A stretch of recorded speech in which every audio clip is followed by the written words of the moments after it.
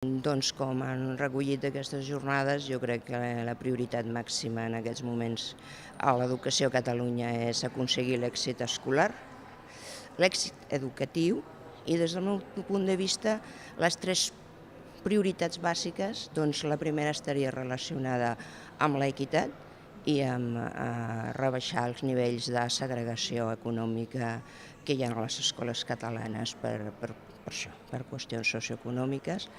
I això no rebaixa la qualitat, i això és important dir-lo. La segona seria la recerca que hem fet al CIMU i molta recerca internacional ho diu, prioritzar el recolzament a les famílies.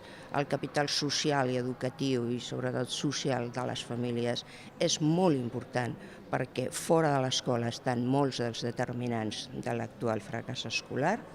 I la tercera, per mi, seria tot l'àmbit de l'educació infantil.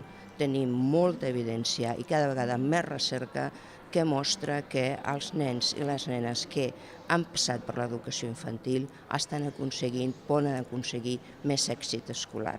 I aquest és un àmbit que també hauríem de vetllar perquè no fos tan restrictiu per les persones que s'obrís a les persones que més ho necessiten, que no són precisament les que moltes vegades gaudeixen d'aquests serveis.